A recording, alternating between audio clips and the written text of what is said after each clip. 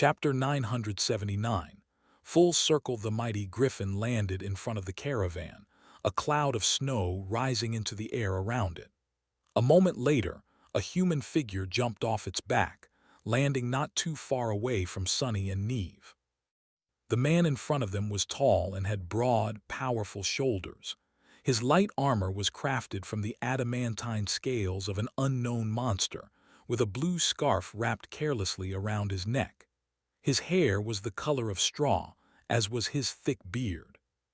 The stranger's eyes were bright blue and piercing. Master Roan had not changed a lot since the last time he and Sunny met. Sky Tide's husband seemed a little more rugged and weary, but other than the length of his beard, everything else was exactly the same. How the hell is he even more handsome now? Sunny blinked a couple of times, then smiled a little. It was good to see Roan alive and well. In retrospect, his sudden appearance made sense, since the whole of the White Feather clan had been banished to Antarctica. Where else would Roan be? The man in question, meanwhile, studied the caravan for a few moments and then headed toward Sunny and Neve. As he approached, he paused slightly and stared at them with a strange expression. Then, a surprised smile appeared on Roan's face. "Sunless, wait, it's you. You're the famous devil of Antarctica." Sunny shifted a little, then cleared his throat in embarrassment. Yes, that's what people call me these days, I guess. Anyway, it is very nice to see you again, Master Roan, really." Roan remained silent for a few moments, then suddenly laughed. Why did nobody tell me? It makes sense, though. You do love striking deals with people in exchange for soul shards." As Sunny coughed, Neve looked at them with curiosity. "You know each other?" Still a little startled, Sunny nodded. "Yes, Master Roan of the White Feather clan, meet Master Neve of the House of Night. The two of us are in charge of this caravan." The two ascended, briefly studied each other, then exchanged nods. There was no real tension between them, but Sunny noticed that they were not entirely at ease with each other, unlike how they were with him. It was understandable. White Feather was a vassal clan of valor, while Neve came from the great clan Night. Politically, there was somewhat of a wall between them, which was probably only made taller by the fact that Valor and Song were at war, while the House of Night remained neutral. Would it continue to stay on the sidelines, though? That, nobody could tell. Master Roan offered a handshake to Neve, then glanced at the column of battered vehicles again. "How many people do you have?" It seemed that the time for pleasantries was over, and they were about to discuss business. Sunny was extremely motivated to get his people out of the open and to safety as soon as possible, so he was all for it. Looking back, he said, 4,000 soldiers, 30,000 civilian refugees, plus a few thousand shipwrecked sailors. I also have 100 awakened and around 20 sleepers, as well as my own cohort of irregulars. Oh, and a dozen or so echoes between all of us, including a couple of fallen ones. Abomination and Roan's Griffin were currently having a starring contest, so the last point was self-evident. The handsome master gave him a long stare. "You really brought these people here all the way from Erebus Field?" Sunny smiled bleakly. "Most of them, yes. A few hundred were with me from before that, though. These poor souls have crossed more than 3,000 kilometers in search of shelter." Roan lingered for a moment, then briefly grasped his shoulder. "You did well, Sunless. You did very well." His words were encouraging, but his tone was somber. 30,000 refugees might have sounded like a large number, considering how hard it was to escort such a caravan across the ravaged expanse of the Antarctic center. But there had been tens of millions of people in Erebus Field. Of course, there were more survivors than those gathered by Sunny, who had found their way to Falcon Scott or other siege capitals on their own, but the loss of life must have still been tremendous. With a sigh, he looked away.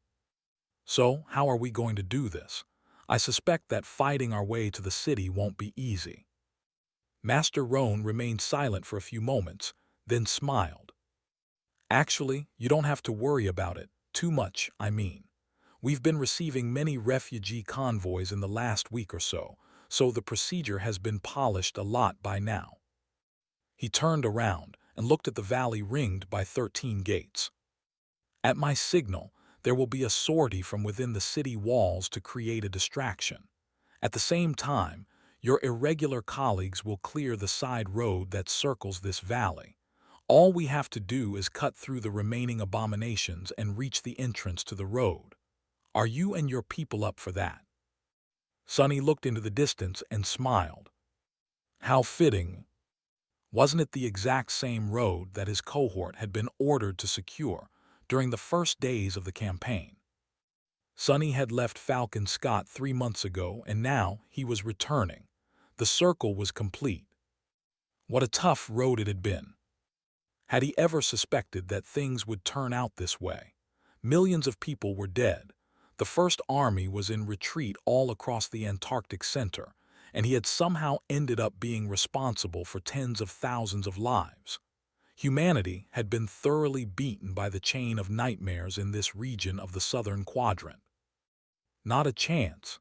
He had a suspicion that things would turn out disastrously for the First Army, but not so soon, and not to such an extent, not to mention how bizarre his own situation was.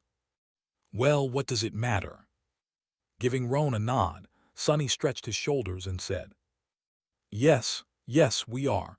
Let's get the hell out of here. Preparations did not take long. As the caravan was getting ready for one last push, the three masters briefly discussed the plan of the battle. There was not a lot they had to do. If things went well, most of the nightmare creatures would be drawn away by the city defenders, and the mountain road would be cleared by the irregulars. However, it was always a good idea to prepare a few contingencies, just in case. At some point, Roan gave Sonny a studying look and said, You look different, Sunless. Sonny tilted his head a little, confused. Why wouldn't I? The last time we saw each other, I was still an awakened. Oh, or do you mean my skin? Roan shook his head with a smile. No, I don't mean your appearance, you just seem older. Sonny blinked a couple of times. I am older, though, by about 2 years. The handsome master chuckled. That you are. Anyway, I think we are as ready as we can be. Should I send the signal? Sonny nodded, prompting Roan to summon a memory that resembled a waxed clay tablet. He simply drew a jagged line on it, then waved at them and walked over to his griffin. Not long after that, the sortie that was supposed to lead most of the nightmare creatures away from the valley commenced. It started with a heavy missile barrage, which was then followed by a full company of MWPs appearing on the far side, accompanied by many cohorts of awakened. Sonny and Neve silently watched as the sea of abominations rushed forward, then glanced at each other and dashed toward their vehicles. Abomination and Blackie rose from the ground and shook their gaunt bodies, preparing for a battle. They did not have to wait long. As soon as the horde of nightmare creatures shifted to the far side of the valley and spilled out of it, pursuing the retreating diversion force, the rhino growled and lunged forward. The battered APC was functioning perfectly, as if it had gathered all its remaining strength for one last glorious charge. The long column of vehicles followed the mighty machine. The caravan rolled down into the valley. Before any of the remaining nightmare creatures could react, an onslaught of bullets, arrows, and magical projectiles fell upon them, tearing the monsters apart. Further away, the tail of the deceived horde sensed that something was wrong. Scores of abominations turned around and saw the descending column of vehicles. Their howls and shrieks informed the rest of the creatures, and a mass of them staggered, struggling to change targets. Before the tail of the horde could reorient itself, however, a rain of strange metal rods fell from the sky, piercing the ground in front of them in a loose line. Then, blinding arcs of electricity suddenly shot between the rods, creating a wall of lightning. The first few nightmare creatures that tried to pass through the barrier were instantly turned to ash. Roan was holding them back, for now, but his reserves of essence were probably not going to last long. Plus, the more powerful abominations could weather the damage and slip through the lightning wall. Others could simply leap over it. One was already trying, for that matter. Before it could land, though, a javelin fell from the sky, piercing the creature through. The rhino was already heading for the distant entrance to the mountain road. The caravan's echoes were moving ahead of the vehicles, tearing apart those abominations that had somehow survived the ranged attacks. Even Crow was helping, diving down to rip into the weaker enemies with its beak and talons. Sunny was sending one arrow flying after another. Each pierced an especially vulnerable spot on the bodies of the nightmare creatures, killing them instantly. His accuracy was scarily perfect. Months of fighting in Antarctica had really honed his once rudimentary archery skill. Kai would have been proud. Shifting his aim a little, Sunny sighed. What was his friend doing right now? Probably staring at the anchored battleships and waiting for his turn to board them. Chasing away all distractions, Sunny concentrated on the task at hand. By the time Roan's lightning barrier failed, the caravan was already climbing the steep slope, well on its way to leave the valley. Neve had arranged for an improvised minefield to be set up in the way of any potential pursuers, so their retreat had a good chance of happening without a hitch. And indeed, to everyone's surprise, nothing went wrong. Higher in the mountains, Sunny was standing on the roof of the rhino and staring at the familiar gate up ahead. That was the place where he had slain the gate guardian, defiled witness, a few months ago. Very little had changed in this place. The mountain road was suspiciously empty of enemies, and very soon he realized why. A man in heavy plate armor suddenly appeared from behind a large boulder and effortlessly jumped to the roof of the rhino, landing just a few steps away from Sunny. His face was hidden behind the visor of a closed helmet, but Sunny recognized Ascended Dale, Winter's former partner, and one of the captains of the Irregulars, by his steady bearing and equipment. Master Knight glanced at him and nodded curtly. Sunny grinned. "Hey, Dale, you really are a sight for sore eyes. Say, have you always been so mesmerizing?" The ironclad warrior stared at him for a moment, then shook his head. A calm voice resounded from behind the helmet. "You're not too bad yourself, Sunny." With that, he dismissed his shield and summoned a powerful longbow instead. "Now, would you please concentrate? We did the best we could, but it will still be a bumpy ride." And it was indeed. But in the end, the caravan still made it safely to the gates of Falcon Scott. As the rhino drove past the mighty fortifications of the siege capital and approached a colossal, seemingly impregnable alloy wall, Sunny couldn't help but stare at it in wonder. Back when they had left, the city possessed robust defenses, but not nearly as fearsome. The alloy wall was at least 70 meters tall, surrounding the whole siege capital. Its many bastions housed devastating railguns, which seemed like they had been scavenged from decommissioned battleships. Thousands of turrets were placed along the wall's length, some aiming at the ground, some staring into the dark sky. Sunny could see lumbering MWPs patrolling the battlements. The killing field around the city was littered with countless corpses, most of the abominations utterly torn apart. Teams of engineers moved among them, gathering soul shards and valuable materials. The whole might of the First Army was gathered here, and the city itself had been converted into a fortress on such a scale that Sunny struggled to imagine the amount of effort, resources, and ingenuity that had gone into building these awe-inspiring fortifications. Falcon Scott looked like it was too large to fail. Sunny's whole attention was concentrated on the massive gates of the siege capital, though, which the caravan was currently swiftly approaching. As soon as the shadows of the city wall fell on him, he let out a quiet sigh and suddenly staggered, as if robbed of all strength. An intense, overwhelming sense of relief flooded Sonny's entire body. He slowly lowered himself to the roof of the APC. Hazy images of what had happened in the last few months flashed in his mind. The empty streets of Low 49, the eerie darkness of the underground tunnel, the terrifying silhouette of Goliath rising from beneath the ocean waves, and so much more. All of that was behind him now. We made it. The gates of Falcon Scott started to open, as if to answer his question. Indeed, Sonny was right. He had finally managed to bring his people to safety. All across the Antarctic center, humans were retreating north, to the last bastion of their kind in this forsaken place. However, humans were not the only ones moving in its direction. There was a vast, hungry cloud slowly moving between tall peaks. Somewhere on the coast, a swarm of nightmare creatures was behaving strangely. Slowly and silently, the abominations were marching toward the murmuring waves. One after another, they walked into the dark water, only to disappear under its surface without a trace. A day later, the same eerie scene could be seen further north. Far away, deep in the mountains, a river of darkness was flowing through a deep gorge.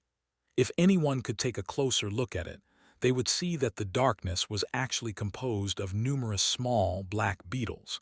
Devouring everything on their path, the beetles were heading north as well. In some other place, a walking mountain seemed to be moving in the same direction. The stone giant was making its way across the ravaged landscape, the world shaking with his every step. His single eye stared blindly into the distance, as if capable of piercing thousands of kilometers to gaze at something hidden. When the moon appeared in the night sky, the giant's eye closed. There was also a blizzard raging somewhere far away. In its center, surrounded by a circle of absolute peace, a grotesque creature was hovering above the snow.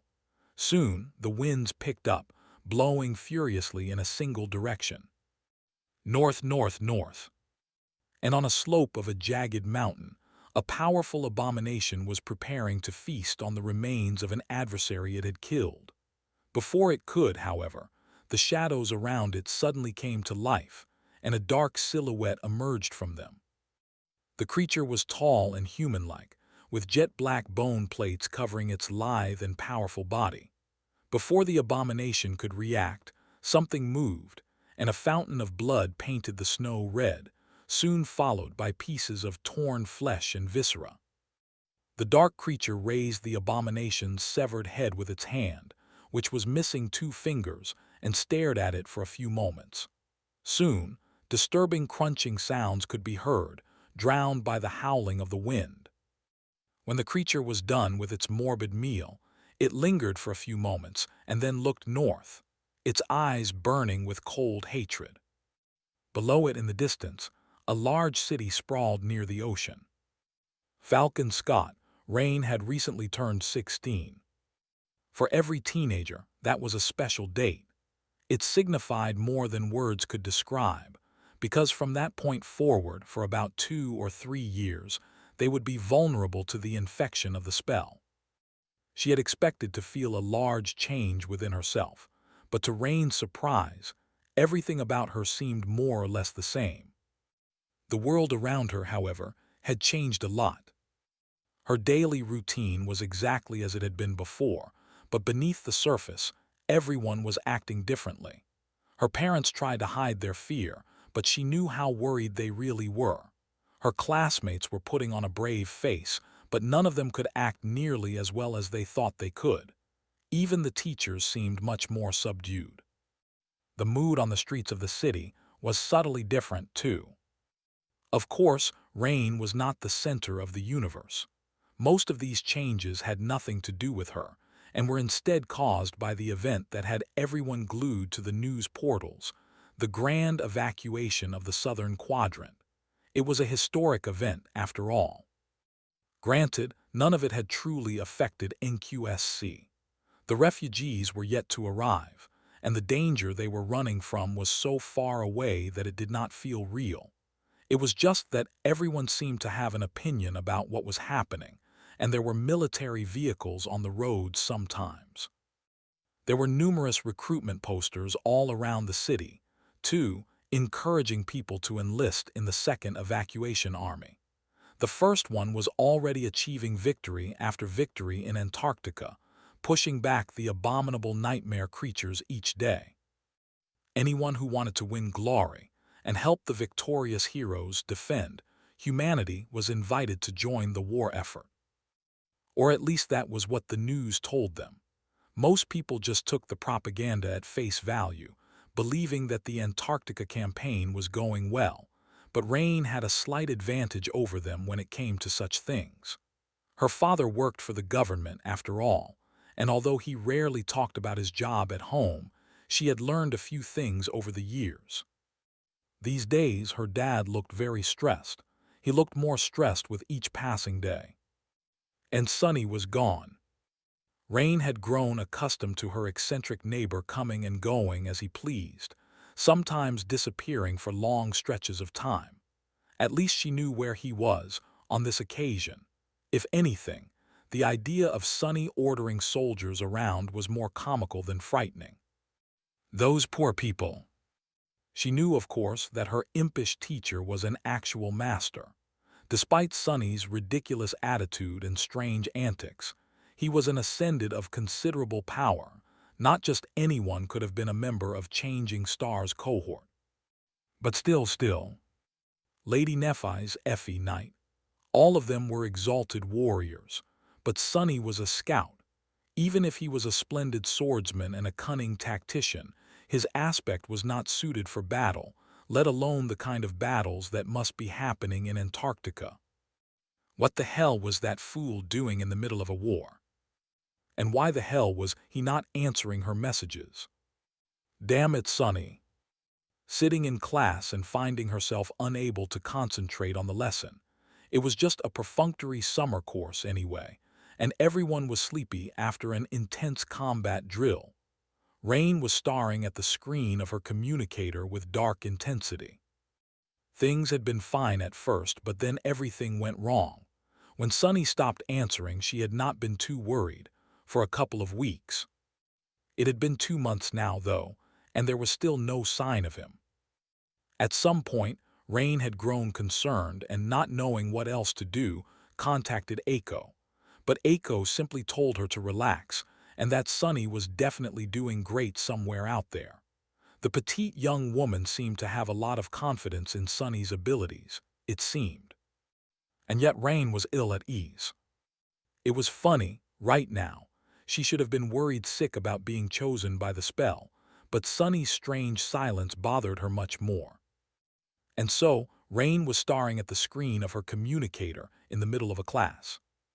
Her message log would have been embarrassing if things weren't so scary. Hey, did you get my last message? Rain to Sunny, hello. Stop ignoring me. Why aren't you answering? Sunny. If you're too busy, just say so and I'll find something more interesting to do.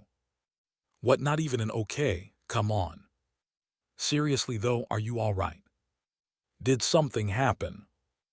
If I find out that you just forgot to read my messages, you are a dead man. You are not really dead, are you?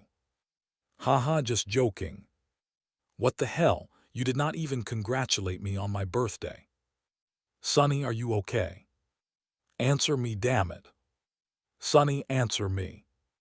I might be a little worried, so please send me a message when you have free time. Please answer me. Rain gritted her teeth and put the communicator away.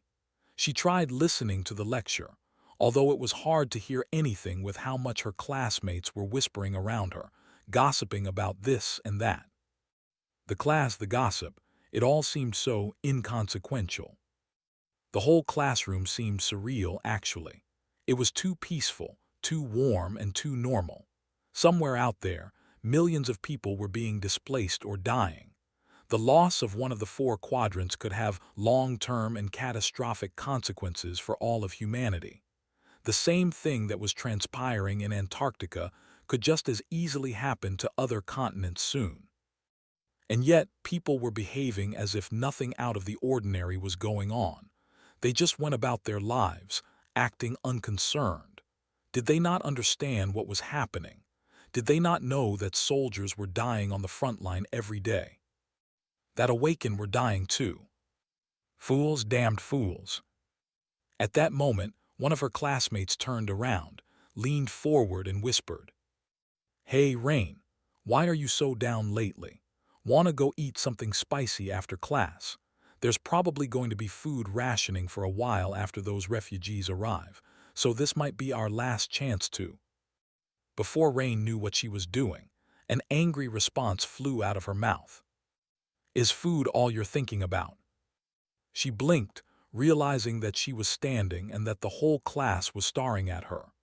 Apparently, she had forgotten to keep her voice down and to remain in her seat. The teacher gave Rain a bewildered look. "Why, yes. This topic might not seem too interesting to you youngsters, but it would be unprofessional for me to be thinking about something else while presenting it. Now, please sit down and behave, young miss. Where are your manners?" Embarrassed, Rain returned to her seat and turned to the window. The class continued, and the gossip continued too. Only this time, she was the subject of the whispers. Great. On her way home, Rain passed a familiar gray house. She paused for a few moments, looking at the porch where a certain insufferable master could often be seen in the past, drinking coffee and acting as if he did not have a single worry in the world. The porch was empty, and the house was empty too. With a sigh, she turned away and continued walking. Why do I care about that idiot anyway? Damned Sonny. Even if he sends me a message now, I won't answer. At that moment, her communicator vibrated, announcing that there was a new notification. Rain glanced at it absent-mindedly, and then suddenly froze. There was a new message on the screen. It read, "Sonny, gods, what is up with all these messages? Are you a stalker? I was just stuck in an area without a network connection for a while. There was no need to assault my inbox. Anyway, happy belated birthday, I guess. How are you doing? Data transfers are limited where I am now, so I'll be short. I'm fine. Oh, and I received another medal. Pretty cool, right?" Rain stared at the screen for a few moments, then took a shaky breath and started typing furiously. Cassie opened her eyes in the darkness. For a few moments, she was disoriented by the onslaught of colors and sensations. She was looking at the bright blue sky and the sea of white clouds rolling beneath the ivory tower. Sunlight was caressing her skin, and gentle winds were singing into her ears.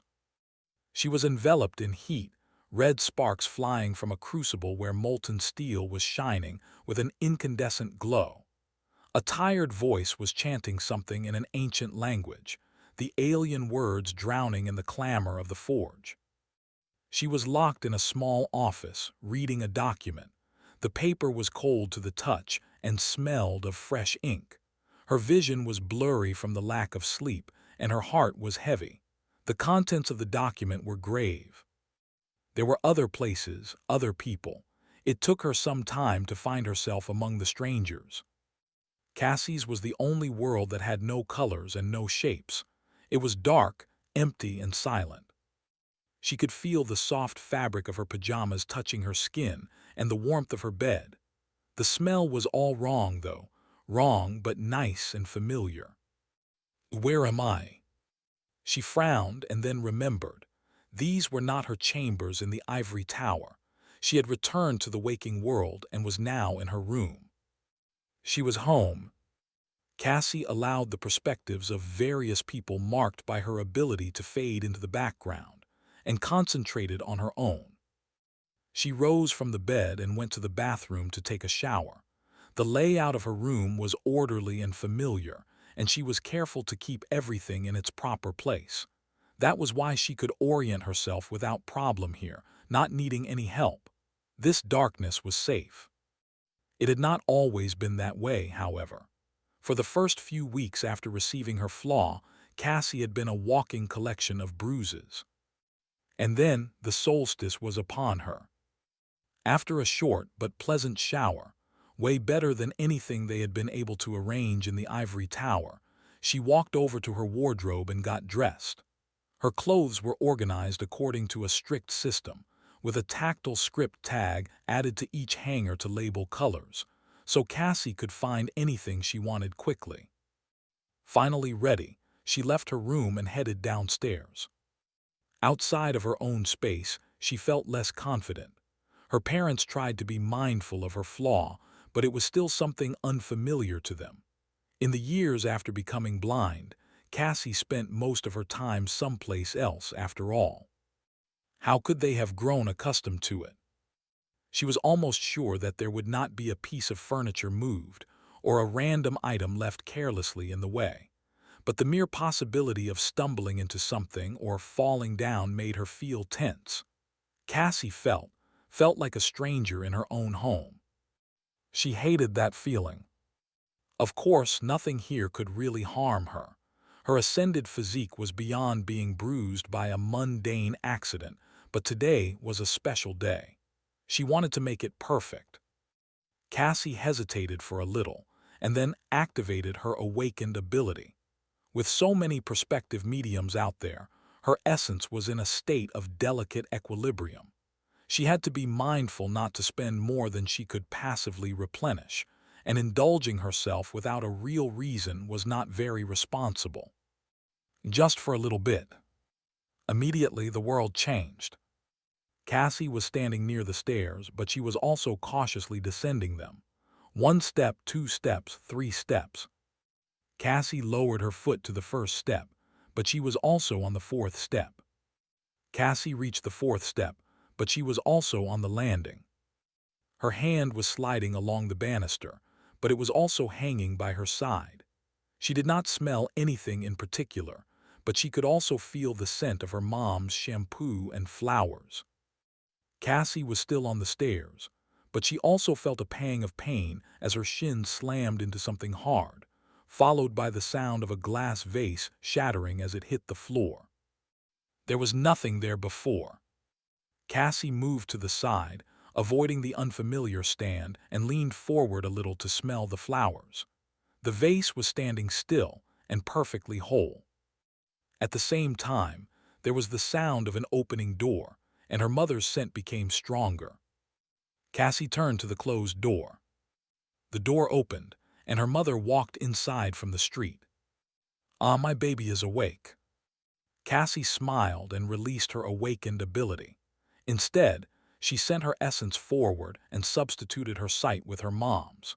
Immediately, the full room came into view, including an unfamiliar wooden stand with a beautiful vase of natural flowers on top of it. She saw herself too.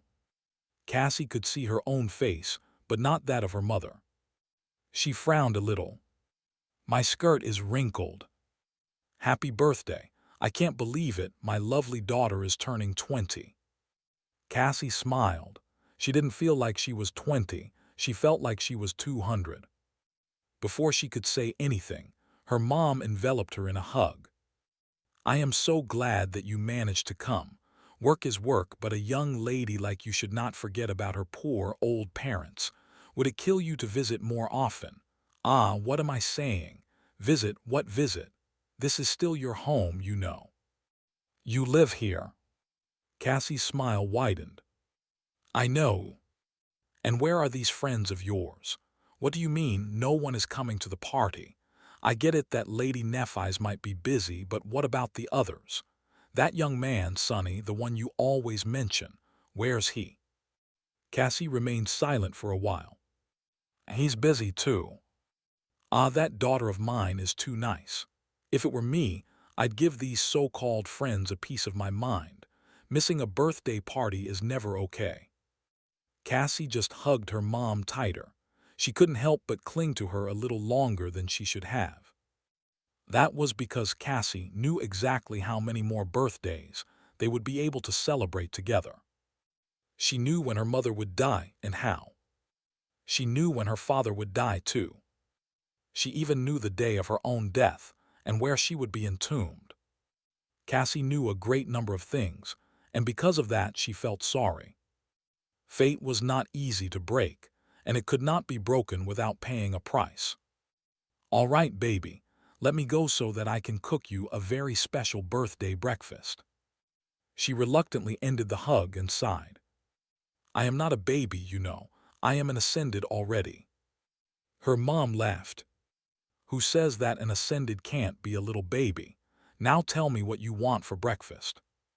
Cassie masterfully hid her sorrow and put a big, bright smile on her face. "How about eggs with bacon?" Her mother was already walking to the kitchen. "No problem, we only have synthetic bacon though. Will that be all right, Miss Ascended?"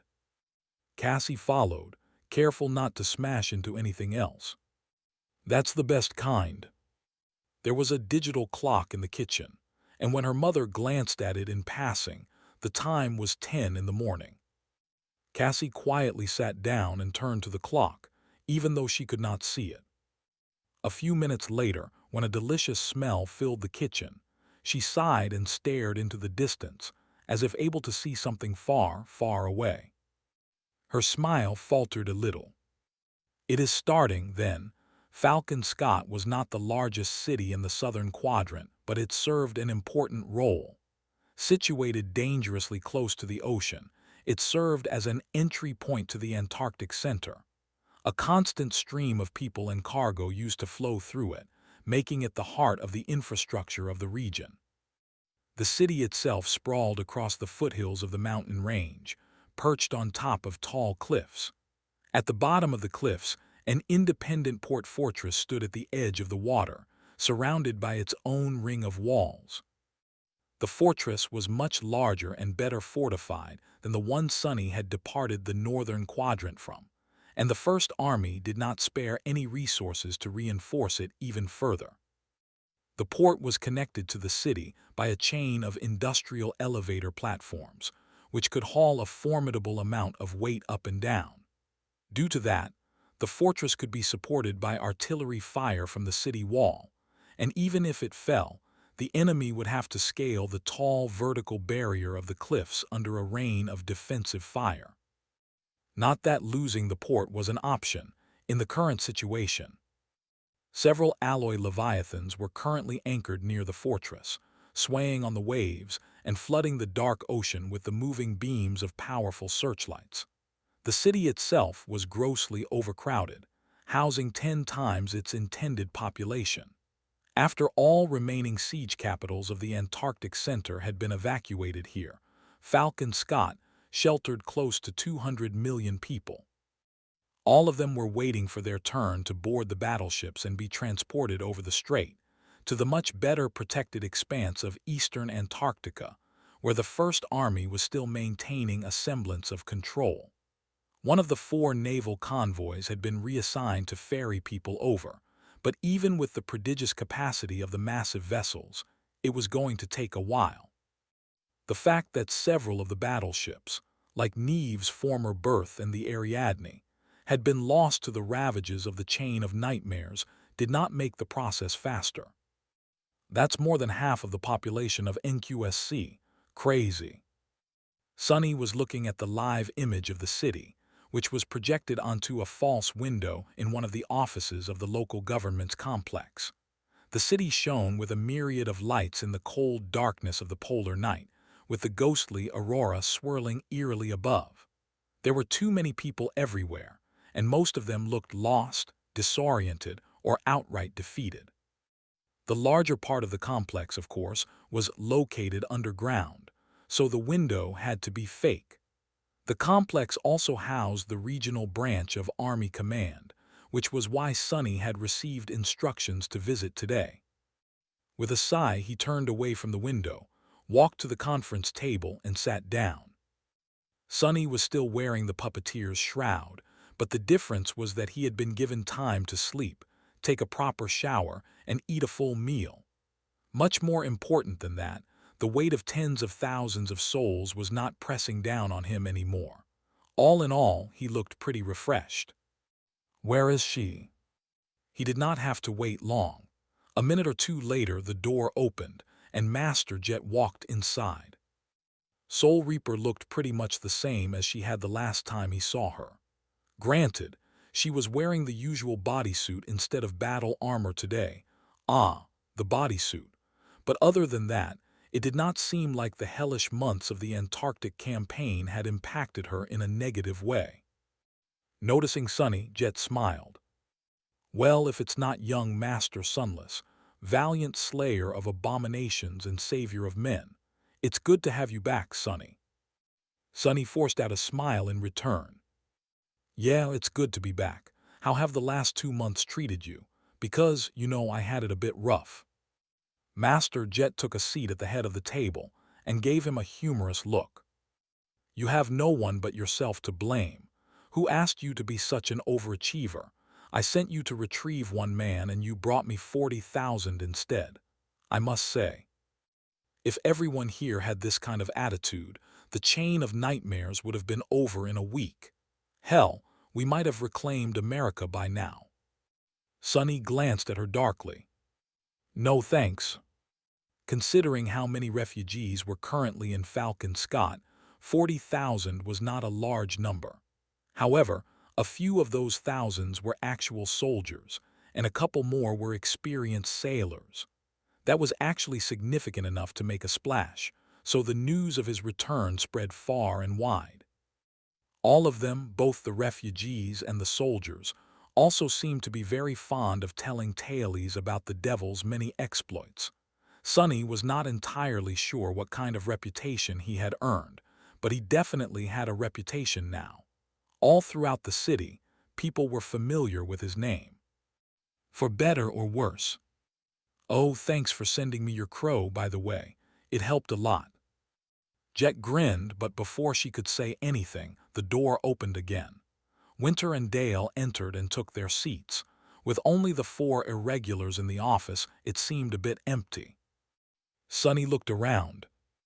Where are Randall and Jesse? Master Jet lingered for a moment. They're dead. He grew quiet. Oh. Soul Reaper sighed, then picked up her datapad, scrolled through a few documents, and addressed them in a bright voice. Well then, let's begin.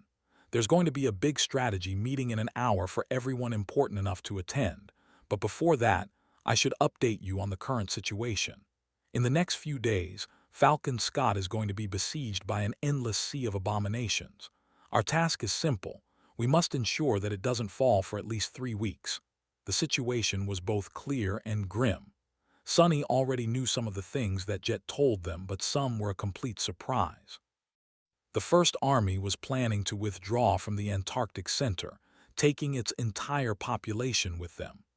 The previous plan of hunkering down in a number of fortified siege capitals for gradual evacuation had been abandoned, or rather postponed. It was going to be enacted eventually, but not before everyone was safely relocated to Eastern Antarctica. Eastern Antarctica was doing much better than the central region of the quadrant for a number of reasons. Firstly, it was much larger and more densely populated than the center, with better terrain. That was why the First Army contingent sent there was several times more powerful. The Field Army Sunny was a part of numbered 100,000 soldiers, with around 5,000 awakened accompanying them, or rather, had numbered. Now, there was maybe half of them left. The 3 field armies operating in Eastern Antarctica, on the other hand, had 300,000 soldiers and 15,000 awakened, not counting the local forces. If that was not enough, 2 of the 3 saints participating in the campaign were stationed there, as well. The emissary of the Song clan and the government transcendent were both assigned to the larger landmass, with Sky Tide alone responsible for the whole of the Antarctic Center. The chain of nightmares also seemed to be hitting the central region especially hard. Lastly, and perhaps most pivotally, the Antarctic Center was where the winter beast had appeared. That titan alone was responsible for numerous deaths, since its influence had collapsed the communication network across the entire landmass. If it were not for the fact that St. Tyrus was a direct counter to its powers, the situation could have been even worse. Sadly, she could only contain the winter beast, not slay it. In any case, Army Command had decided to cut its losses and concentrate all the remaining human forces in the quadrant on defending a single region. The first detachments of the Second Army were scheduled to arrive at the end of the month, so their decision at least seemed prudent. The problem, of course, was that the battered defenders of the Antarctic Center had to survive the relocation first. There were close to 200 million people in Falcon Scott, and relocating them to eastern Antarctica was going to take at least 3 weeks. The strait was not very wide, so ferrying refugees across it would be 10 times faster than trying to evacuate them all the way to the northern quadrant. Still, there were just too many of them to accomplish anything in a timely manner. So the remaining members of the field army had to make sure that the siege capital would survive those weeks under constant siege by the nightmare creatures. Master Jet leaned back. We resisted 3 large-scale assaults yesterday, and there are probably going to be 4 or 5 today. That number will only increase in the future. We will have to stop counting them eventually, I think, since it'll just be one uninterrupted onslaught of abominations, 24 hours a day. Winter and Dale glanced at each other. Eventually, the ascended sharpshooter sighed. It's not the number of nightmare creatures that worries me. It's the particularly powerful bastards that have nowhere to go but here, now. Soul Reaper shrugged. We'll have to develop strategies against each one. That is what the big meeting is for, though, so let's not speak about it yet. Sonny checked out of the conversation a little, looking at the empty chairs around the table. Davis, Randall, and Jesse, 3 of the 6 irregular captains, were now dead. He did not know them too well, but their loss still seemed like a bad omen, especially Randall. Somehow, Sonny imagined that the grizzled veteran would be the last of them to go. Jesse had seemed like a very nice person, too. Curse it. It did not slip his attention that the 3 fallen masters were the ones who specialized in direct offense, be it frontal assaults, hit-and-run tactics, or stealth operations. The ones who survived were Sonny, Winter, and Dale, a utility specialist, a ranged fighter, and a defensive powerhouse. If there was a philosophical lesson in all that, he was too disturbed and saddened right now to figure it out. Speaking of that, hey Sonny, are you listening? Sonny glanced at Master Jet and blinked a couple of times. Yeah, a little. Soul Reaper chuckled, then threw something at him. He caught it, then looked at a small box in his hand in confusion. Opening it, Sonny saw an iron medal with an image of a burning heart etched into it. The medal looked very ostentatious, if a bit solemn, much more elaborate than the previous one he had received, with the attached ribbon painted in rich red. However, it was made of simple iron, so it couldn't be too valuable.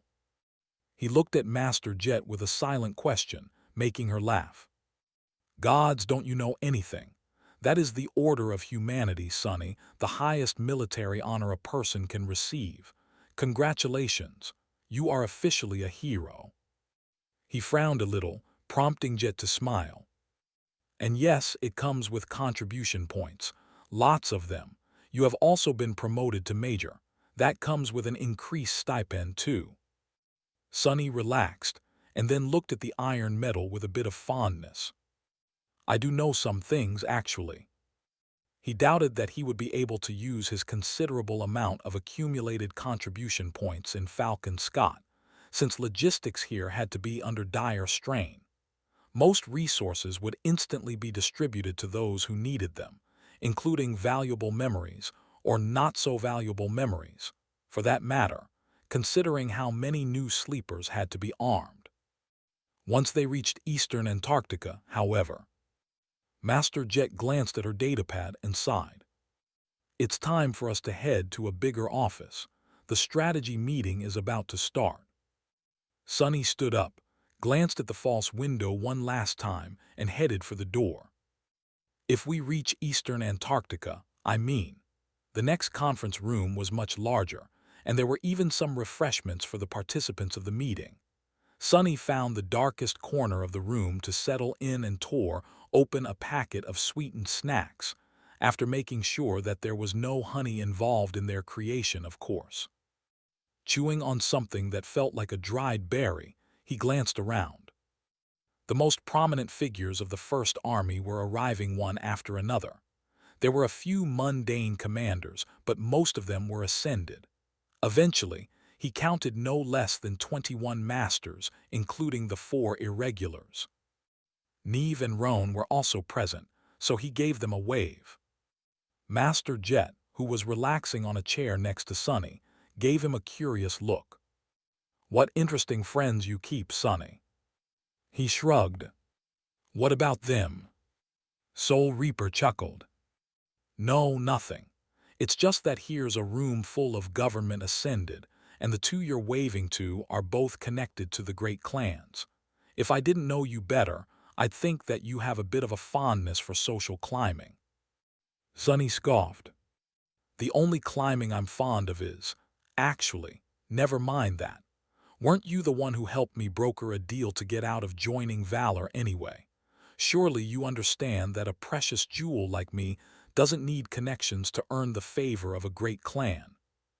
Hearing Jet laugh quietly, he added with a straight face, "Oh, thanks for that, by the way. The mere thought that I could have been living like a prince somewhere in Bastion, instead of spending quality time here in Antarctica, makes me feel slightly nauseous. Who needs luxury when you can have unlimited military rations, right?" Winter stared at him from behind her sunglasses and grinned. "I did not know that Valor tried to recruit you, and you refused. Huh, was she really ugly?" Sonny raised an eyebrow. "No, what do you mean?" Winter shook her head. "I mean the bride they offered, of course, to marry you into the clan. Either she was really ugly, or you are really stupid. Huh, I guess I have my answer." He opened his mouth to retort, but at that moment the door opened, and 2 people entered the room. The atmosphere inside instantly changed.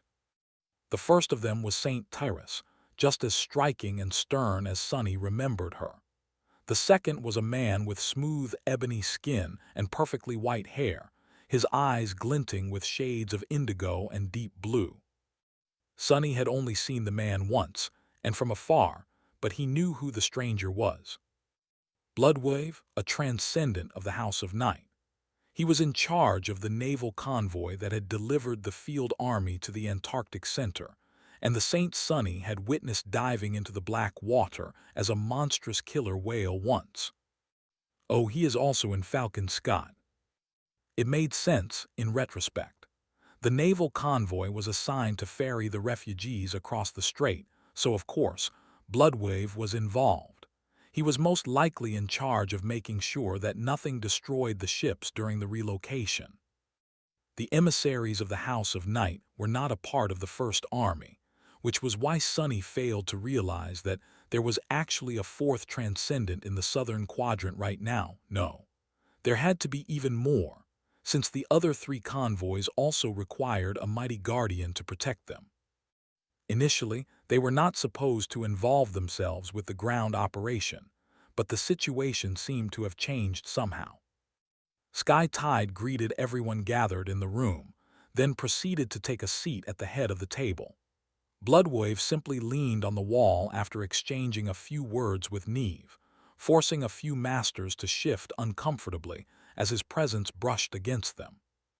Sonny felt it too. What an awesome man!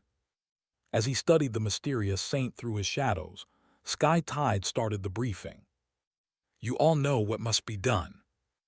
Without wasting any time, Saint Tyrus briefly described the overall state of the First Army contingent, the scope of tasks in front of them, as well as the enemy forces arrayed against them.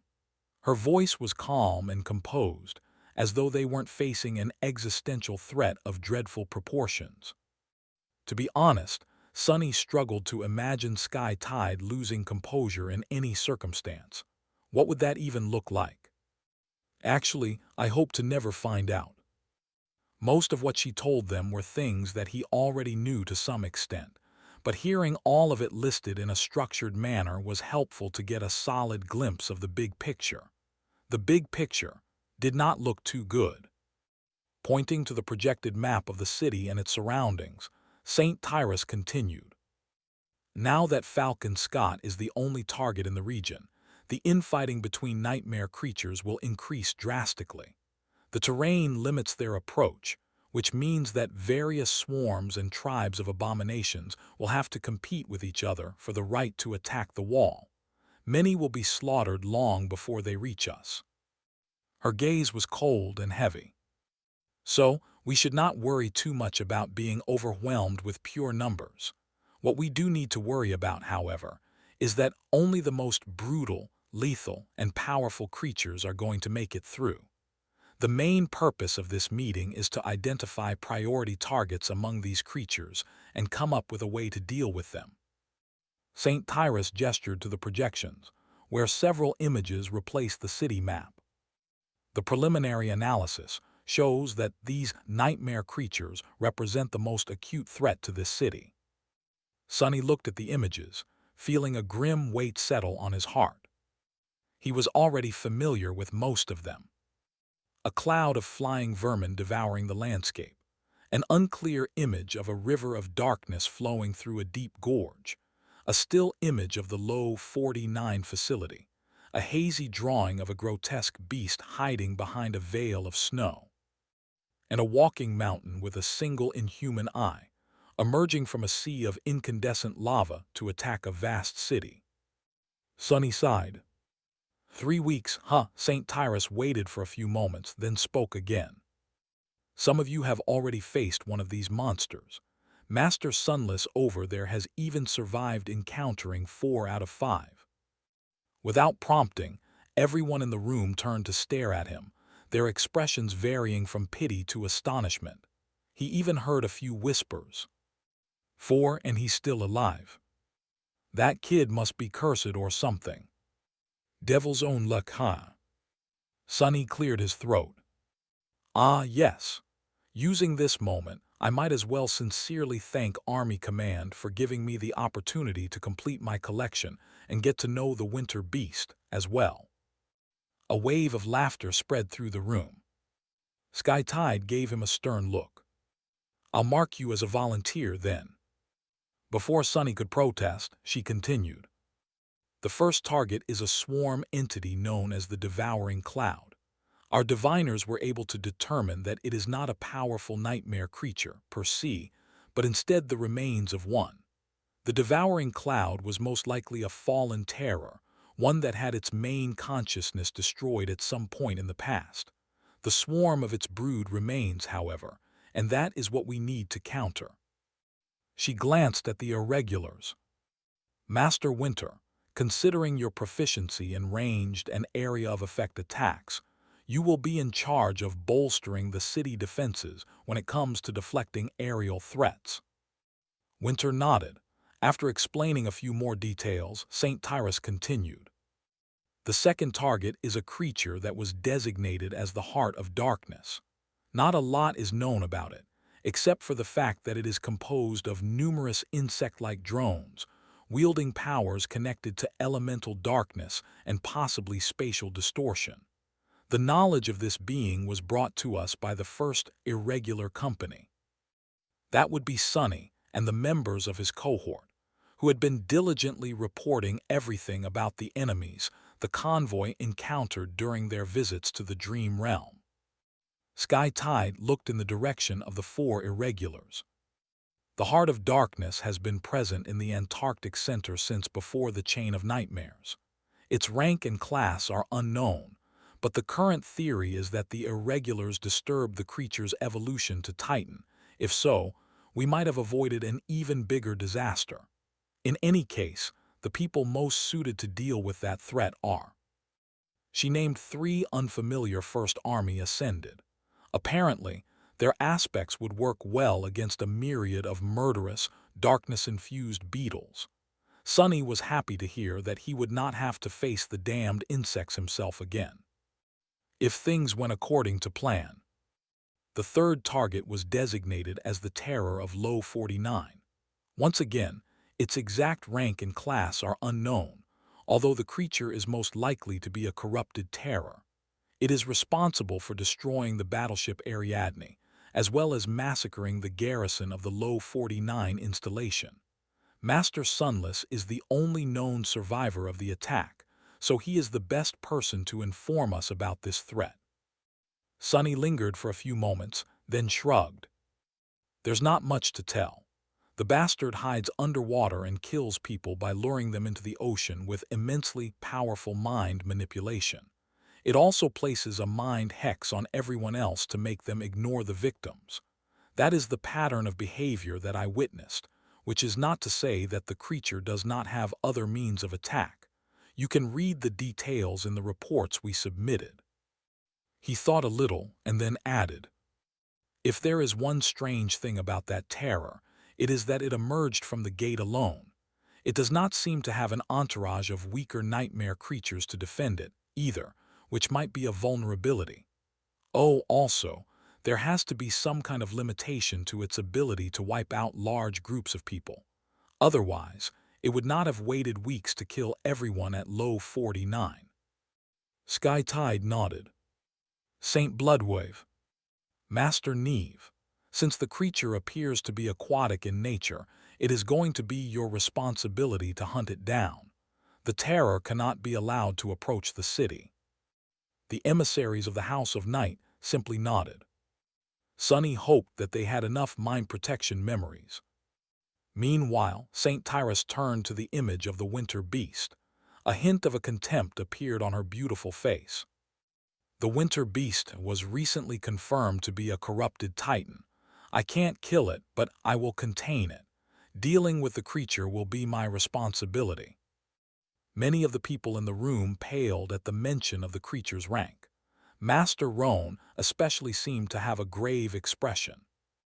Ignoring the somber mood, Sky Tide turned to the last image, which leaves us with the fallen titan Goliath, the creature responsible for the obliteration of Erebus Field. Do note that, as of now, we have only experienced its physical might. The exact nature of Goliath's powers is still unclear, so we do not know enough to determine how to destroy him. The masters grew silent, staring at the frightening image of a stone colossus walking across a desolate landscape. In that silence, there was suddenly a calm voice. I'll kill Goliath. Everyone turned around, staring at Sunny with confused expressions. He smiled. What? The bastard owes me a new armor. Plus, I've never killed a titan before, should be an interesting experience. Most of them shook their heads. This is not a good time for empty boasts, kid. Sunny shrugged. As good a time as any. St. Tyrus studied him for a few moments, then turned away. In any case, before she could finish, though, several communicators in the room notified their owners about a received message. Sunny raised an eyebrow. That was unusual. Falcon Scott was still in the area of effect of the winter beast, so there was no network connection anywhere inside the city walls. There was a powerful communication array, though, connected via a chain of special relays to eastern Antarctica. Its bandwidth was very limited and mostly monopolized by Army Command. Sunny had to spend a considerable sum of contribution points to receive a small quota, which allowed him to get in contact with Rain. Still, the quota was small enough for him to have to count symbols when composing messages, and instead of a constant connection, data packets were uploaded and downloaded twice a day, according to a strict schedule. He glanced at his own communicator to check time. It was around 10 in the morning in the northern quadrant, which, translated to local time, would be nowhere near the scheduled activation period of the array. Interesting. Even more interesting were the people who received the message. There were only 3 of them, Sky Tide, Bloodwave, and Soul Reaper Jet. St. Tyrus read the message and frowned slightly. The other Transcendent sighed, then briefly showed his communicator to Neve and hid it. Master Jet glanced at the screen and showed no reaction whatsoever, remaining in her usual relaxed pose. Sunny hesitated for a moment, then leaned toward her and asked quietly, What was that about? Master Jet glanced at him and shrugged. A saint died this morning in the dream realm, while heroically defending a citadel from some vicious nightmare creature. One of Valor's. Sonny was taken aback a little. Saints did not die too often. Some vicious nightmare creature, huh? Soul Reaper smiled a little. Yeah, things are going to accelerate a lot now. Not that it matters to us here. For now, Sonny was sitting on the battlement of the defensive wall, looking at the apocalyptic sight of a giant horde of nightmare creatures advancing on the city. There were so many of them that it seemed as though the ground itself was moving, flowing forward as it seethed and churned. The darkness surrounding the city was chased away by dozens of flare rockets, which slowly drifted down from the black sky like bright falling stars. On the ground, rivers of flame were devouring the carcasses of the abominations that had been slain in the previous assaults. The incendiary mixture burned long and hot, but luckily enough, the stench of scorched flesh could hardly reach the top of the wall. Pillars of smoke rose into the sky, twisting as they struggled to support its weight. And above it all, obscured by dark clouds, ghostly lights of the aurora swirled with shades of crimson. The battle was about to begin. As the advancing sea of nightmare creatures crossed an invisible line, the powerful mass drivers installed on the bastions of Falcon Scott came to life, flashing with electric light as they sent heavy tungsten rounds flying forward with terrifying speed.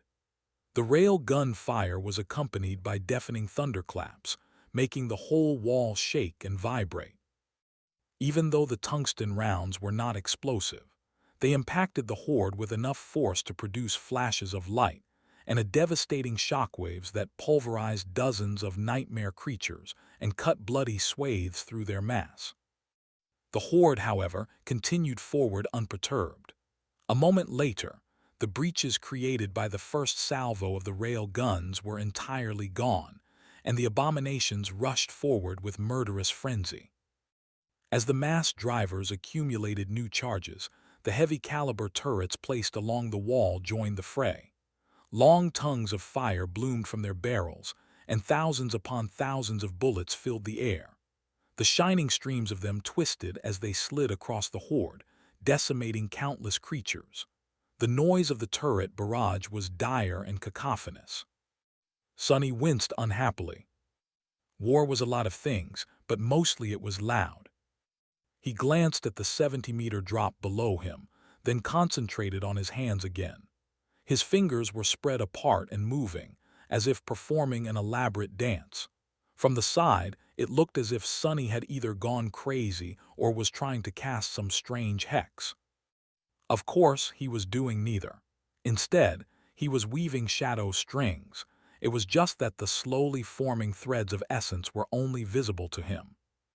Luckily, the members of his cohort were long accustomed to their leader's eccentric antics, so they were not paying it any attention.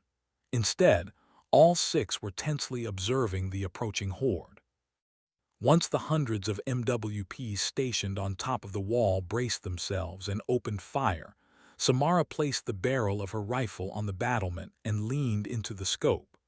Before she could charge a shot, however, Sonny placed his hand on her shoulder and shook his head. His third hand, that was, since he was currently using two of them made of flesh, two of them made of shadows. Samara glanced at him with a slight frown. "Sir, why not?" Sonny continued to weave shadow strings as he answered. "There's no need. The garrison has the situation under control, for now, so don't get involved unless the nightmare creatures scale the wall. Conserve your essence." He lingered for a moment, then added, "According to the latest reports, the devouring cloud is only 1 day away from reaching Falcon Scott.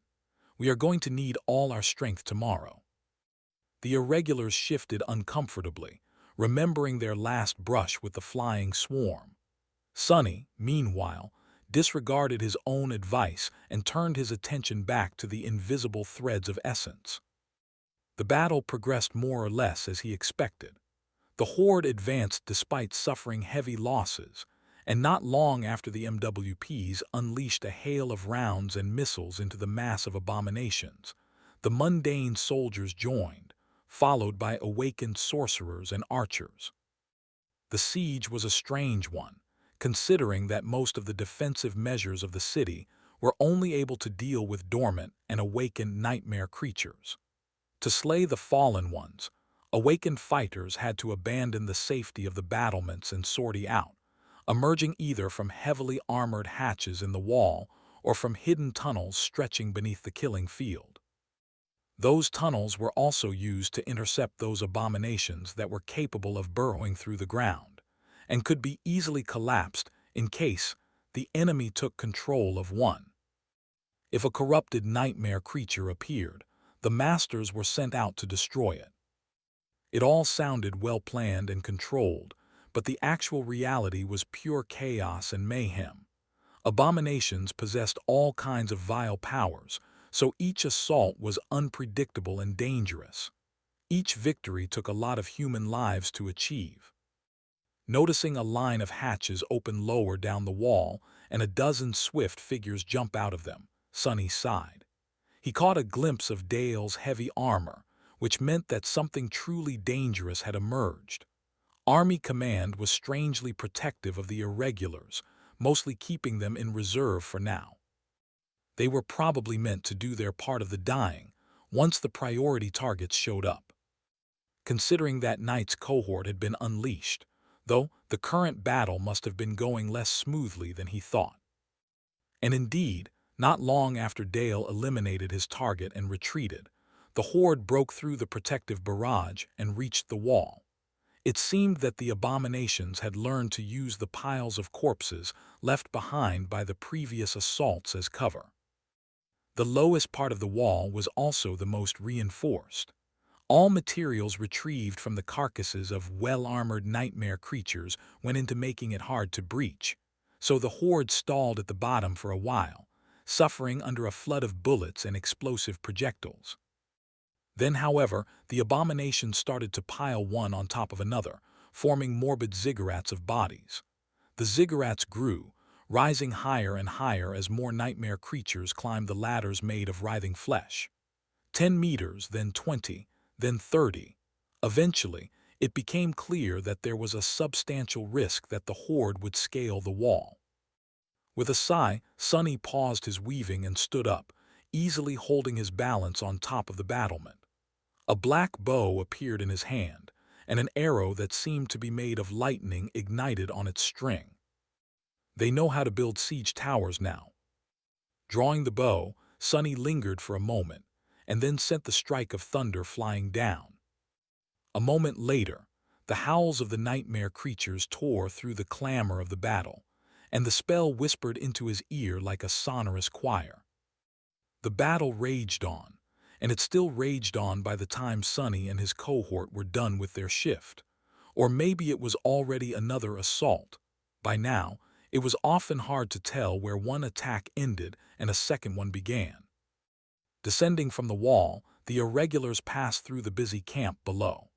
Lumbering loaders were racing to send heavy ammunition containers up. Wounded soldiers were being triaged and tended to. Fresh reinforcements were waiting their turn to enter the elevators. Here and there, a damaged MWP stood, being hastily repaired by a crew of technicians. Leaving the staging area, they soon reached the Rhino. The mighty vehicle was not in the best shape, but it could still be used to get around the city. Plus, while the members of the cohort had decided to bunk in comfortable barracks, Sonny chose to remain in the familiar APC. He had even learned how to drive it, well, more or less from Luster. "Are you coming with us, Captain?" "Oh, sorry, Major." Kim looked away awkwardly after asking the question. Sonny simply shook his head. "Not today. I have a couple of errands to run, so just take the Rhino to the barracks and then park it in the usual spot. Oh, and rest well. Tomorrow is going to be a long day." Although the cohort had ended up not doing much today, everyone was still tired. They quickly drove off, leaving Sonny alone. Day 4 of their stay in Falcon Scott was coming to an end. Circulating his essence to hasten its replenishment rate, Sonny walked for a few minutes, breathing in the cold air as the hum of distant explosions washed over him. Then, he jumped on the step of a moving transport and allowed it to carry him closer to his destination. The vistas of a city at war floated past him, too many refugees crammed into too few buildings. Everyone was doing their best to create some sort of passable environment for themselves and their neighbors. But there were a lot of problems, too. Most of these people were shaken and traumatized, some very close to breaking down. There were a lot of conflicts and violent outbursts, and even more dark feelings. There were a lot of nightmare creatures being born from the bodies of failed aspirants, as well, since the spell ran rampant among the refugees, and there were not nearly enough soldiers to find all the infected before the worst happened. A suffocating atmosphere of fear, tension, and sorrow permeated the air. And yet people lived on. Their resilience and adaptability triumphed over everything, allowing them to endure and even find moments of happiness in this hell. Sonny saw plenty of smiles, heard plenty of laughter, and witnessed many small details of how the refugees were handling their changed conditions while looking forward to being evacuated. They still have hope. Eventually, he jumped down and walked the rest of the way on foot, reaching a section of the staging area where large white warehouses stood in several rows, surrounded by a mass of activity. That was where scavenged materials were being processed and refined for the use of the First Army. A tired-looking engineer met him at the gate. "Major Sunless." Sonny nodded and allowed the man to lead him toward a particular row of warehouses. "Yeah, we received your request. The approval came fast enough, so as long as you have enough contribution points, you can cut a good chunk for yourself. Not that I know what you need it for. Usually, it's the mundanes we arm with processed material that dream of wielding memories, not the other way around." Sonny smiled. The warehouses were full of nightmare creature carcasses, those valuable enough to be retrieved from the battlefield and processed by the army. The corpse of the remnant of the Jade Queen, the corrupted tyrant he and Sky Tide had killed, had been placed here once, for example.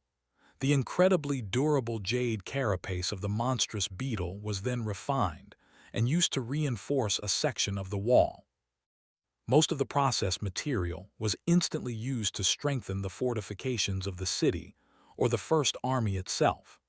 There were all kinds of things that could be done with various parts of nightmare creatures, from crafting melee weapons and upgrading the armored shells of MWPs to powering exotic spelltech mechanisms.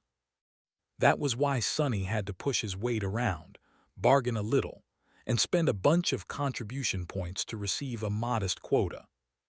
Studying the warehouses, he asked, "There was a corrupted devil yesterday that managed to breach the wall. Where is it kept?" The engineer stared at him for a few moments. I'm sorry, sir. I have no idea which one of them breached the wall.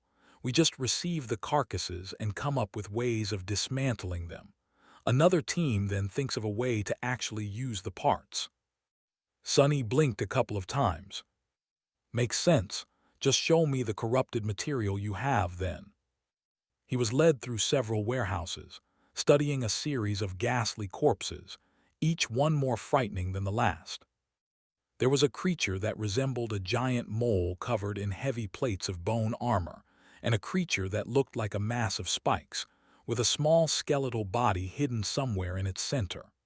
There was a carcass of something that seemed like an 8-legged metal tick, the size of a house, and a stone sphere covered with bumps that looked eerily like human faces. Damn! Finally, Sonny found what he was looking for. In the spacious warehouse, a large carcass was laying on the floor, surrounded by alloy scaffolding. The creature was vaguely humanoid in shape, bone-white, with countless rows of needles bristling from its back. Each needle was about 3 meters long, wide enough for him to barely be able to grasp it with a hand, and weighed too much for several adult men to lift it. They were made of a strange material that seemed to be somewhere between metal and bone, and wickedly sharp. Yesterday, the devil had shot these needles at the wall, shredding the armored alloy as though it was paper. Sonny stared at the dead abomination, then nodded. Yes, that should do. The engineer glanced at him with interest. Ah, the needles, how many do you want? Sonny shrugged. One should be enough. Deciding not to bother the processing team, he summoned the Sin of Solace and listened silently to its whispers while cutting one of the needles. The engineer observed him with curiosity. I'm sorry, sir, but can I ask what you need it for? Sonny grunted as he lifted the needle and placed it on his shoulder. Then, he glanced at the man. Sorcery practice. Carrying the needle on his shoulder, Sonny chose to walk to his next destination. The thing was heavy enough that even a master like him felt a bit of strain after a while, so he had to wrap himself in the shadows at some point. People were giving him weird glances, but no one said anything. The puppeteer's shroud identified Sonny as an awakened, and awakened were known to do strange things on occasion. Sonny also found that mundane people often acted shy in front of him ever since he had become a master, which pleasantly cut the number of awkward conversations he had to have. So he just had to be careful not to hit anyone with the unwieldy needle by accident. As he walked, Sonny decided to check on his runes out of boredom. Shadow Fragments, 2471/4000. He smiled a little. The siege of Falcon Scott might have been a terrible affair, but one thing it did not lack was enemies to kill. The rate at which he earned fragments increased a lot in the past 3 days. By now, the change made by each individual fragment was insignificant, but it added up. He was now considerably stronger than he had been at the start of the Antarctica campaign, and the Fifth Corps was not as unachievable as it had once seemed. Nephi's was still far away from reaching Terror, too, which meant that he finally had a chance of catching up to her class, at least for a short while. Does it even matter now? In the end, both of us will either be titans or dead. Nightmare was subjugating many dreams these days, as well. All in all, Sonny was in good shape. His cohort had been forged into one of the deadliest combat units on the continent, with each member honing their skills to a truly fearsome degree. All that was left to propel him to an entirely new level of power was for Saint to emerge from her evolution. Maybe, just maybe, they would indeed manage to hold Falcon Scott for 3 weeks. Sonny made way for a column of military vehicles and looked at the crowd of refugees around him. Yeah, doubtful. With a sigh, he made a turn and approached one of the hastily erected dormitory towers.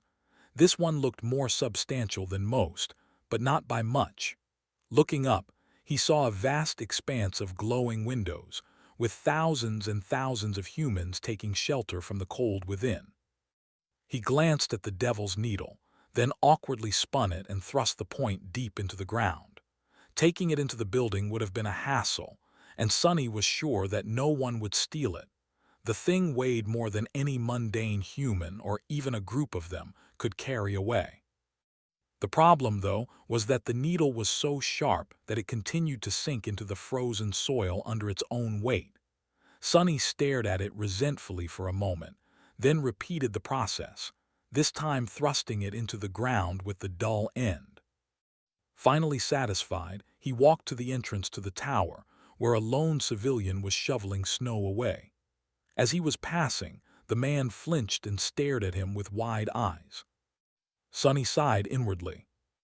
Am I really so scary? Captain Sunless, is that you? Surprised, Sonny raised an eyebrow. Yes, technically it's Major now, do I know? Before he could finish the sentence, the civilian dropped the shovel and grabbed his hand, shaking it vigorously. Sonny froze. What the hell is going on? It is you, Master Sunless, sir. My family and I are only alive because of you. After Erebus Field, I thought, sorry, but you brought us all here. Thank you so much. Sonny did not know how to behave in that situation, but thankfully, the civilian finally let go of his hand and hastily opened a small bag hanging on his belt. A moment later, Sonny found himself holding a carefully packed sandwich. "Please take this. I know it's not much, but my wife made it herself. You probably don't get a lot of home-cooked food standing there on the wall." Sonny wanted to return the sandwich to the man, but then lingered. The refugees were not starving, but he knew for a fact that most of the rations they had access to were no different from what he had been accustomed to in the outskirts. Getting the ingredients to make this simple sandwich must not have been easy. It was made with love and care, which meant that this small, but sincere gift meant much more than it seemed. He smiled slightly. "Thank you, I'll enjoy it well." The man seemed exceedingly happy to hear that and gingerly let Sonny go, picking up his shovel and returning to clearing away the snow while whistling a tune. Walking inside the building, Sonny glanced at the sandwich and frowned a little. He did not really know how to feel about the strange encounter. On the one hand, it was nice to see a tangible result of his efforts. After the caravan reached Falcon Scott, the refugees were quickly processed and assigned to various dormitories, so Sonny had not seen any of them again. On the other hand, the cheerful man was clearly deluding himself if he thought that Sonny had saved him and his family. All Sonny had done was postpone their deaths by a few weeks. They would only be truly saved once carried across the strait to eastern Antarctica. Until then, a sharp sword still hung above their necks. All the more reason to hold the damn wall for as long as we can, then. Suddenly thoughtful, Sonny used an elevator to descend underground and approached a particular door. A few moments after he knocked, Bate opened it and gave him a long look. "Oh, it's you." He raised a hand with a wide grin. "I brought sandwiches, well, a sandwich." She stepped aside to let him in and turned around. "Professor, your favorite awakened is here." Sonny dismissed the boots of the puppeteer's shroud before coming inside. That small action made him feel strangely nostalgic. Civilian life. How come I barely remember what it is?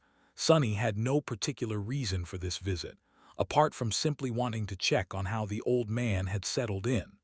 From his first impression, the dormitory apartment was too small and bare bones for someone of Professor Obel's stature. There were 5 compact bedrooms connected to a shared living room, kitchen, and bathroom, with 3 of the bedrooms occupied by other people. He could hear a child's voice behind one door, which meant that there might have been entire families of refugees living here. In that regard, maybe the fact that the professor and Bate each received an entire room for themselves was already a privilege. Still, what the hell? Maybe he should not have been surprised. Professor Obel was indeed a distinguished scientist who had made great contributions to humanity, but the Antarctic Center was the administrative center of the whole quadrant. With 200 million people concentrated in Falcon Scott, there must have been a whole lot of distinguished people waiting for their turn to be evacuated. Bate led him to the kitchen and put a kettle on the stove. Now that they were not busy trying to keep the caravan from falling apart, Sonny noticed that the young woman looked a bit haggard in comparison to how she had been at low 49. There were dark circles under her eyes, a slight uncertainty to her movements, and a grim slant to her brow. Bates' temper, however, had not changed one bit. "Tell me straight, is the wall going to hold?" Sonny lingered for a bit, stumped by the frank question. "How should I know? Sure, it is going to hold until it doesn't." Bates scoffed, pouring synthetic tea into 3 cheap alloy cups. "And yet you seem to be terribly calm." Sonny scratched the back of his head in confusion. "Do I seem calm? Well, I guess I am. I mean, what's the worst that can happen?" The young woman stared at him with outrage. "Death, you can die." He thought about it for a few moments. "I'd rather not die, of course, but death is definitely way better than some other things. Believe me." Sonny had lived through several ghastly experiences himself, and still remembered a few of the harrowing nightmares he had been subjected to by his shadowy steed. It seemed that he had developed an abnormally high tolerance to pain and fear somewhere along the way, without even noticing. Of course, his aloofness would look strange to a mundane person. Sonny opened his mouth, thinking that he should probably try to console Bate somehow, but at that moment Professor Obel finally appeared, sparing them both a moment of awkwardness. "Ah, Major Sunless, how nice of you to spare time for this old man." The three of them settled behind a small dining table, enjoying tea. At first, Sonny was the one doing most of the speaking. "So, city defenses are in good condition for now. Ah, but we expect a big assault tomorrow. Make sure to remain inside and don't go to the surface levels of the building, no matter what happens." Bate and Professor Obel shared a glance. For some reason, the young woman seemed to be unhappy with her mentor. Yes, everyone received instructions on how to behave when an air attack alert is activated. Thank you for reminding us, young man. Sonny nodded, then hesitated for a while. Eventually, he asked in a cautious tone, "I am sorry to ask, Professor, but why are you still here? I would think that you would be put on the priority list for the evacuation." Every civilian in the city was designated as a member of a certain group, each having a different value. The high-value citizens were meant to be ferried across the strait first, with all the rest placed in a long queue by a randomized algorithm. Various factors could affect one's weight in the algorithm. Though families with young children had a much better chance of being placed higher, for example, while people with genetic defects would be placed lower. Citizenship level also affected the algorithm, which meant that non-citizens from the local version of the outskirts would be evacuated last. Figures. However, none of it had anything to do with Professor Obel. By all accounts, he should have been on one of the first ships out of the harbor. The giant vessels had been coursing between Falcon Scott and eastern Antarctica for several days now, bringing many millions of people away. Bate gave the old man a scathing glance. "Yes, Professor, why are you still here?" Before he could say anything, the young woman turned to Sonny and said with indignation, "Believe it or not, the professor gave up his position on the priority list, saying that he wouldn't leave without his assistant. And since I have nothing to do with the high-value group, we are both stuck in the standard selection group now. Gods only know when we'll be assigned a placement in the queue, let alone get to leave." Sonny blinked a couple of times. "Is that true, Professor?" The old man looked down in embarrassment. "Oh, you kids don't understand. I am an old man, you know. My bones still hurt from the long weeks spent on the road. Can't I rest a little before jumping on a ship?" Bates scoffed, and this time, Sonny was inclined to agree. "What kind of bullcrap reason is that?" There was obviously something deeper going on. Hopefully, the professor simply did not want to leave Bate behind, which was already stupid. If he was on some self-sacrificial mission, though, Sonny had to set him straight. He opened his mouth to say something, but at that moment, the kid he had heard earlier barged into the kitchen, holding a makeshift U in her hands. Grandpa Obel, it broke." Professor Obel gave Sonny an apologetic look, then smiled at the child and picked up the toy. "What, it broke all by itself, huh? Well, don't worry, I'll fix it up again. Your friend is going to be as good as new in no time." Sonny stared at the two of them, then said in a subdued tone, "Professor, there's a difference between being brave and being suicidal. You have to get on a ship as soon as possible. The wall is not going to hold back the enemy much longer. Not everyone will." The old man patted the child on the head, then simply looked at Sonny and smiled. "All the more reason for the army to make sure that it holds for as long as possible then.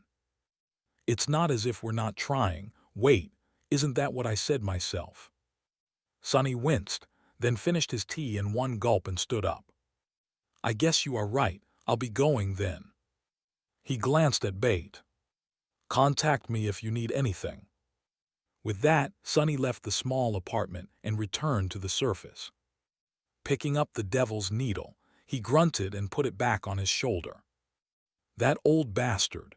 Does he think that I want to be here? If I could get the hell out of Falcon Scott like he could, I'd be relaxing in East Antarctica already." However, actually, Sonny could leave at any moment as well. A bit of desertion was nothing, as long as it meant that he would survive. So why was he himself staying? Damned professor, as if I don't have enough headaches already. Grumbling quietly, Sonny carried the heavy needle as he headed toward the distant barracks. Sonny found the rhino without any problem, since it was parked near the military barracks. Getting the corrupted devil's needle through the main hatch had turned out harder than he had expected, so he ended up climbing to the APC's roof and lowering it through the upper hatch there. Eventually, though, he found himself inside the dark, silent interior of the slumbering machine. It was a bit weird to see the rhino so empty, but not unpleasantly so. With the whole APC to himself, Sonny felt as though he could relax and took off the mask of the confident commander that he was forced to wear in front of most people these days. "Ah, that damned thing is so heavy." He dragged the needle to the armory, dropped it on the floor, and returned to the lounge area to take a quick shower. Then, feeling fresh and rejuvenated, if a bit sleepy, he summoned the endless spring, plopped down on a couch and put his feet up, using the shadow chair as a footstool. Sonny took a sip of cool water, then carefully unpacked the sandwich and took a bite. The sandwich indeed had been made with love. It was truly tasty. Mentally thanking the generous refugee, Sonny enjoyed his meal in peace. It was going to be his last opportunity to rest tonight, so he made sure to chew as slowly as he could. Very soon, however, the sandwich was gone, and it was time to get to work. Sonny closed his eyes, sighed, and walked to the rear section of the vehicle. There, a small pile of memories lay on the holographic table of the command suite. Sonny summoned a few more, dropped them into the pile, and counted everything. A small grimace appeared on his face. Sonny had not only been keeping watch on the wall the past few days. After reaching Falcon Scott, which had become the hub of everything in the Antarctic Center, he had been very busy spending all of his contribution points as well. Getting good memories was hard, but luckily, he was once again going for quantity over quality. Additionally, Sonny had no reason to stick to the official channels. Receiving anything through the Army requisition system was a tough and slow process, especially with the network being down most of the time. So he just traded his points directly to the awakened soldiers for the memories that were useless to them. He had even hired a few sleepers from the caravan to be his errand boys, which made the whole process faster. Not fast enough, though. Shaking his head, Sonny left the pile of memories alone, cleared some space on the table, and summoned two weapons. One of them was his old and loyal Takai, the Midnight Shard, and the other was Morgan's warbow. Sonny concentrated for a moment, allowing his gaze to peer through the surface of the two memories. The intricate tapestry of ethereal strings hidden inside them was vast and mind-numbingly complicated. He could already feel a hint of a headache coming on. Sonny was trying to do something that he had never done before. A few things, actually. Firstly, he wanted to recreate an ascended enchantment, which were much more expansive and complex than the awakened and dormant ones he had mostly copied before. Secondly, he wanted to disassemble the structure of a particular enchantment into its basic elements, then heavily modify one of those elements and turn it into an independent enchantment of its own. And lastly, he wanted to create a functional memory from scratch, that he had done on many occasions before, but only in the most rudimentary form. The first two steps were already hard enough, but it was the last one that had turned unexpectedly troublesome. As Sonny had found out, Not all materials had the capacity to sustain powerful enchantments. They would simply disintegrate under strain or be torn apart by the raging essence. He needed refined material to create a powerful memory, hence the needle of a corrupted devil. Since Sunny was planning to use transcendent soul shards, nothing less would do. Actually, he wasn't really sure if the needle was good enough for his purposes, either, but it was his best bet. Sunny studied the weave of ethereal strings, and at the same time wove essence threads of his own. He was going to need a lot of them, so there was no time to waste. Minute passed after minute, merging into hours. Sunny continued sitting motionlessly in front of the two memories, with only the fingers of his 4 hands moving in the air. Eventually, his deep concentration was broken by the sound of an incoming call. Sunny lingered for a few moments, then slowly shifted his gaze to the communicator. As soon as he pressed on it, Master Jet's face appeared on the screen. She was chewing on a piece of roasted monster meat, seemingly very hungry or in a hurry to finish her meal. "Hey, how is your side project going?" Sunny stared at her incredulously. "It's going. It would go better if I was not distracted by unexpected calls in the middle of the night, though, well, anyway. Did you manage to get what I asked for?" Jet swallowed the last piece of the roasted meat, wiped the juice off her lips, and smiled. "Yeah, I gathered all the memories that the members of my cohort have no use for. Anyway, why do you need them? That's a crazy amount of contribution points to waste on a bunch of Tier 1 trinkets." Sunny smiled from the corner of his mouth. "I am thinking of giving them to a beautiful lady." A spark of curiosity glinted in Jet's eyes. "Oh, better be quick with it then, if she really is a lady. Reaching her bedroom might be a slow affair, and we all might be dead very soon." Sunny blinked. "What? No, that was not what I—" Soul Reaper laughed. "God, Sunny, relax. In any case, are you prepared for tomorrow?" Sunny glowered at her for a couple of moments, then scoffed. "Yeah, sure, as prepared as I can be." Jet drank some water from her flask, then closed it and smiled again. This time her smile looked very ominous. "Well, good, because tomorrow came a little early. Go get your cohort, Major Sunless." In the next moment, loud sirens of the aerial attack alarm howled eerily throughout the city, echoing through the crowded streets. Damnation. Sunny scrambled to his feet, hastily dismissing the midnight shard and grabbing his bow. On the screen of the communicator, Jet's face disappeared, replaced by an incoming message that named the section of the wall he and his cohort were supposed to go to. South. This time, they were meant to fight right above the main gates of the city, on the part of the defensive barrier that faced inland, and where the battle was going to be the fiercest. It seemed that Army Command was finally done holding the irregulars in reserve. Sunny glanced at the clock. It was just past the earliest time the members of his cohort could return from the dream realm if they had chosen to sleep tonight. That's good. He dashed to the pilot's cabin of the Rhino and ran the vehicle through the startup procedure. The APC sluggishly came to life, making many sounds that were probably not a good sign. As Sunny waited, he mentally went over each member of his cohort, thinking about what task he would assign them and whether their flaws would be detrimental in this particular battle. The chances of that were low, but he still needed to check. No one with an especially crippling flaw would have made it through years of service, and soldiers were not required to disclose them. Sharing something that personal and potentially dangerous could only be done voluntarily. There was nothing about the flaws in the dossiers Sunny had read, but after spending months fighting side by side with his people, he deduced most of them. The flaws of the irregulars were indeed not too dire, and most of his people were mature awakened who had had at least a decade to learn how to deal with them. Quentin, for example, seemed to be unable to break a promise. Kim was naturally unassuming. Samara had a slow rate of soul essence regeneration. Bell had to work especially hard on his impulse control. Luster, well, that one was pretty apparent.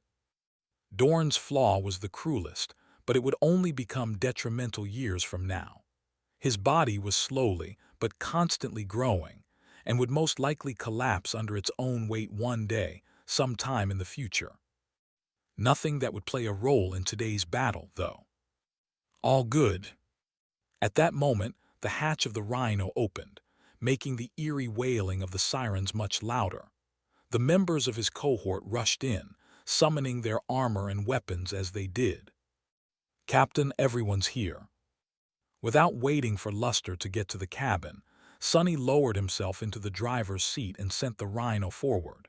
His driving skills were not really top-notch, or any good, really, but he could get the APC to the wall at least.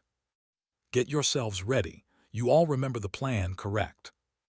Since Winter was going to take center stage in the battle against the devouring cloud, the irregulars had come up with a few strategies in advance. "Yes, sir." Sonny nodded. "Well then, go rub Luster's lucky charm. Gods know we're going to need some luck today." Hearing the laughter of his comrades, Luster crossed his arms. "Hey, that thing really works. 4 out of the 5 most deadly nightmare creatures in the region. You call that luck?" "Exactly, and I survived meeting everyone." Chuckling, Sonny concentrated on controlling the massive APC. The Rhino sped through the streets of Falcon Scott. Thankfully, they were mostly empty by now. The air raid sirens had sent the refugees scrambling to get inside. He could see a lot of frightened people still hurrying to reach their assigned dormitories, but mostly, there were only military transports in sight. Briefly, Sonny wondered about the man who had gifted him a sandwich. Hopefully, his family had a room below ground. If not, surviving the devouring cloud might not be easy for them. Concentrate. Finally, the Rhino reached the staging area under the wall. Not bothering to park it properly, Sonny picked up Morgan's warbow and headed for the exit hatch. His soldiers followed. The army camp was in a state of perpetual, organized chaos, more so today than it had been before. A tense, anxious mood hung in the air. Everyone had a grim expression on their faces, sometimes glancing south with fear hiding in their eyes. Sonny thought that he could already hear the distant, low hum of the approaching swarm. "Look alive." His shout seemed to energize the soldiers. Glancing at him with hints of recognition and reverence, they parted, letting the devils march through. Sonny made sure to put on the most calm and arrogant expression he could manage, as if the vast swarm of flying abominations was nothing more than a little annoyance. His performance seemed to have worked, since some of the tension dissipated. Even the members of his own cohort seemed to relax a little. Why the hell are you relaxing, idiots? You of all people should know how damn terrifying the devouring cloud is. I mean, even I am scared." But he wasn't, not really. Mostly because the brood monsters had no means of attacking incorporeal targets, so his personal safety was not at risk. And because the devouring cloud was the least dangerous of the enemies converging on Falcon Scott. It was still supremely dangerous, however. The irregulars entered an open elevator that took them to the top of the wall. Falcon Scott looked strangely empty from the moving platform, its usual liveliness gone. It seemed as if the whole city was holding its breath, hoping that the predator would not notice the prey. Zero chance of that happening. Stepping onto the wall, Sonny looked around and noticed a few familiar figures some distance away. A minute later, he was standing side by side with Jet, Winter, and Dale, looking south over the battlements. The 4 of them remained silent for a while, until Soul Reaper finally spoke, her voice measured. "Wow, that is a lot of abominations." Below them, in the distance, the ground was slowly disappearing behind an immense wall of swirling haze. It looked as if the world itself was being devoured, erased from existence by the approaching cloud. Suddenly, Sonny caught himself missing the calm darkness of the underground tunnel. Thanks for watching. Please subscribe and like the video and comment down if anything wrong in the story. And if have any suggestion to a new novel or want next part of any series, comment down. Our target is to get 1K subscriber. There will be surprise for all of you. Stay tuned.